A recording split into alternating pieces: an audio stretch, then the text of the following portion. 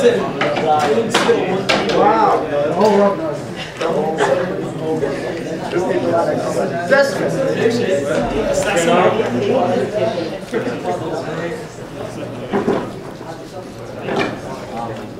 This is the gross symmetry of the articular gland and its development. First, the gross symmetry. You know the articular gland, they are the pair of the electroid gland which are located on the upper pole of the each kidney, on the right and as well as on the left side, on each side of the vertebral column. Now, at what level? What is the level where which level you can mark the adrenal gland? L1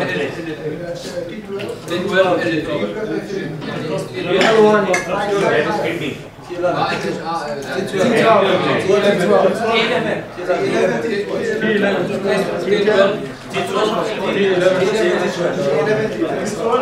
Okay, now it's the 11th intercostal space that is between T11 and T12. So 11th intercostal space is the... Wait, between rib 11 and... You see, this is the 11th intercostal space between the 11th and the 12th rib.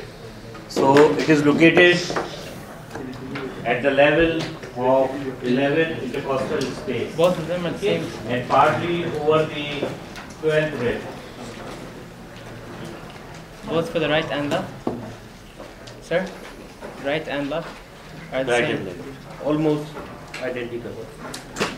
Because the left one is, when the kidney is higher, the gland is smaller. Almost. Okay, now there are two glands, so difference must be in the shape. The right side is pyramidal and the left one is concentric. And you can see the concentric shape, half moon shape, and this is the pyramidal shape. The apex of the pyramid is above and the base is resting on the pole. Okay? Sir, can you repeat that? Can you repeat that? The base is where and...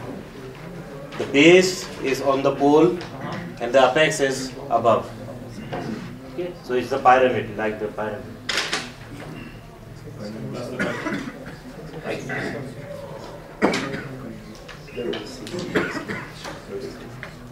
Okay.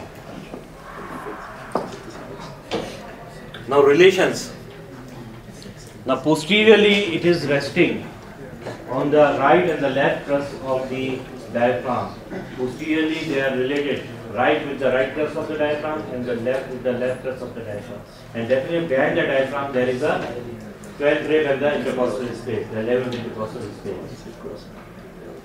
Now anterior relations, they are different on the right as well as on the left side. Comparatively they are different. You remember that right side mainly which organ is located in the mitochondrium is the liver. And on the left side we have the spleen, we have stomach of the bigger organ. Okay. So mainly it is anterior related on the right side to the liver and on the left side to the stomach. Okay. And in addition to this, on the right side there is a inferior vena cava crosses anterior. But on the left side, the pancreas is horizontally placed along with the splenic artery. And at the upper pole or upper side, it is related to the spleen also. So on the left side, there are four structures, mainly the stomach, then pancreas crossing it, and along with the splenic artery, which runs at the upper border of pancreas, and then the spleen.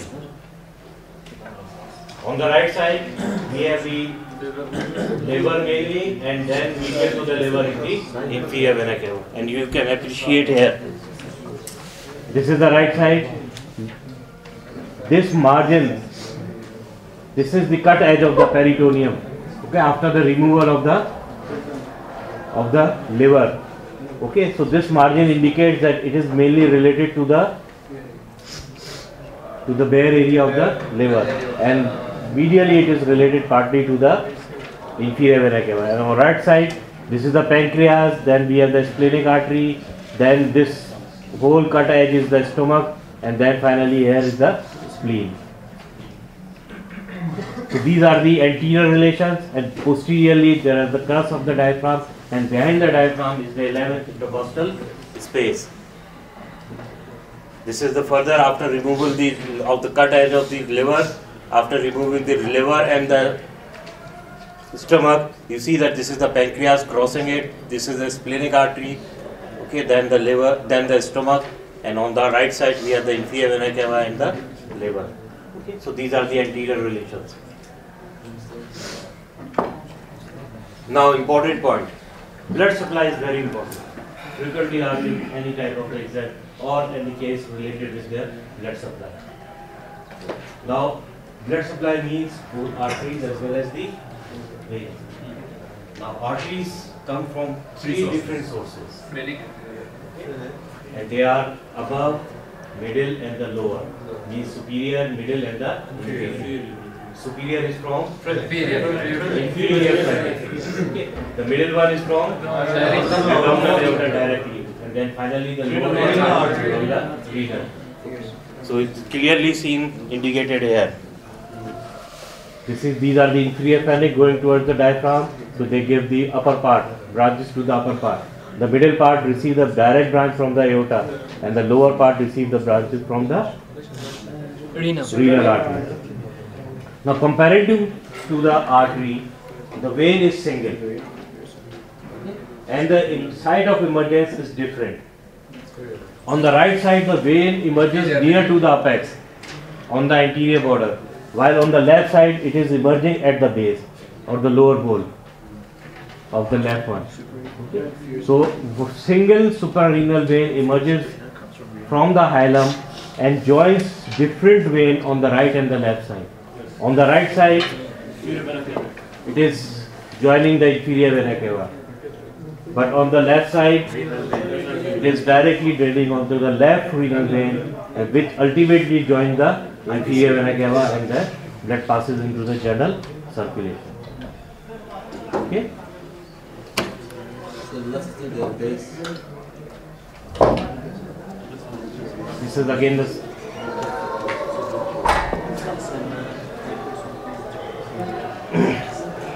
now this is the review. Okay. As we discussed in the microscopy, that two set of branches arises, the short cortical artery and the long cortical artery. The long cortical artery passes through the substance of the cortex and then divides into the sinusoids while it reaches the reticularis, or just the beginning of the medulla. While the short cortical arteries initially divide just deep to the capsule into the capillary network called as the sinusoids, and then they reinforce the cluster arrangement, reinforce the cord-like arrangement, then the branching pattern arrangement, and then again ramify into the venular sinusoid, and then it is rich in this type of blood, deoxygenated blood, rich in the glucocorticoid, mineral corticoid, and the steroid hormones. Now these hormones, they play a vital role when they mix with the pure blood of the long cortical artery, and they supply the blood to the medullary cells, the chromophores.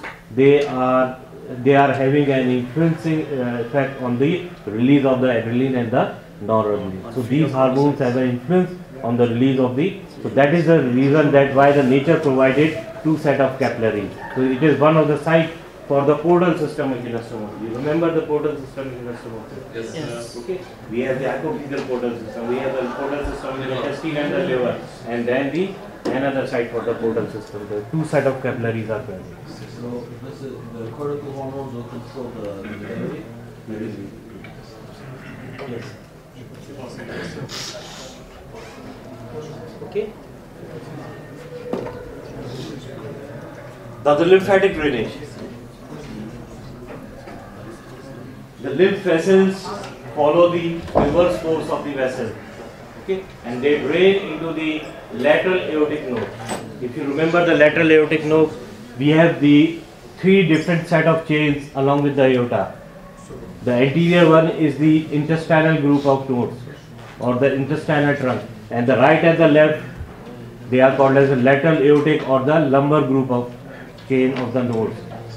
So the suprarenal drain into the lateral aortic or lumbar groove, and then it joins with the intestinal groove to drain into the cisterna chyli. And if you remember, the cisterna chyli on the left side reaches the left side and continues as a thoracic duct and drain into the main veins of the general circulation. So lymphatics drain by means of the right and the left lateral aortic group of nodes.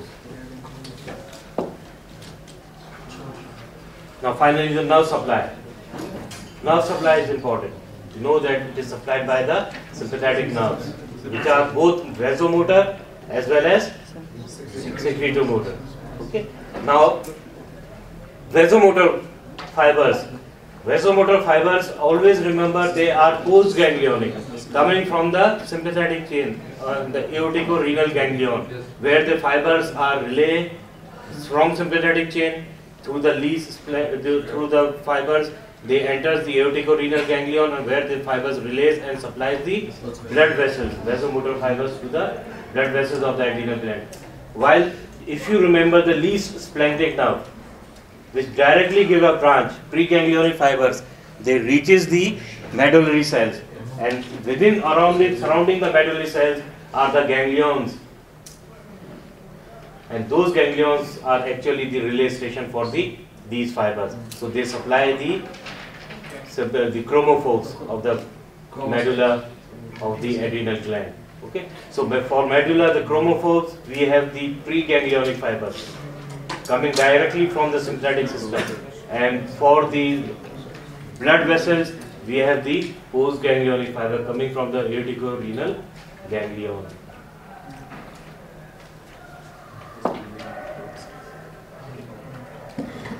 Now, any question regarding the anatomy? It's okay. Now, the development of the adrenal gland.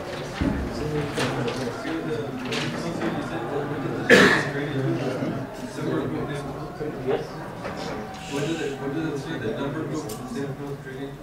Number group, they are two in number. They join a single trunk, which is called as the intestinal trunk, draining the whole of the intestine and the gland associated with them. Now these intestinal trunk and the two number get joined together to form a dilated set called as cisterna chyli.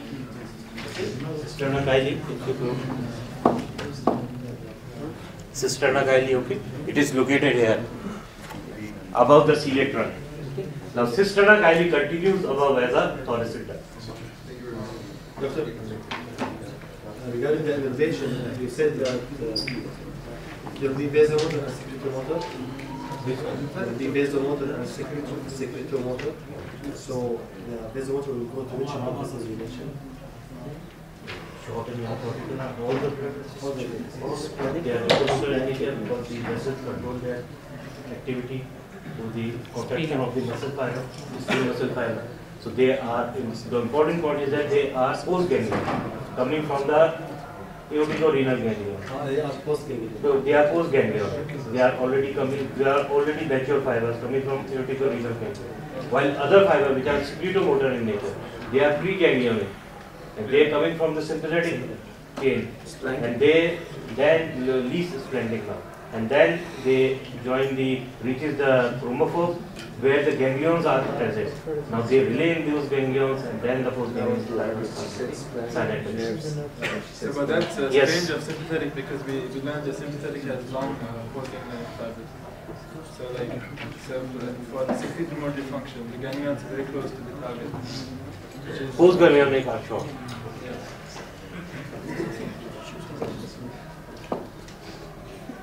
Okay.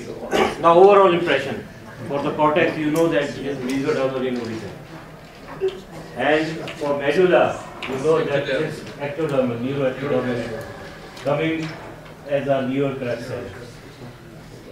Now, how the cortex develops and how the medulla develops, we'll see. During the 5th week of development, this is the cut section which shows the intestine developing endodermal tube. Then this is the dorsal mesentery, and on each side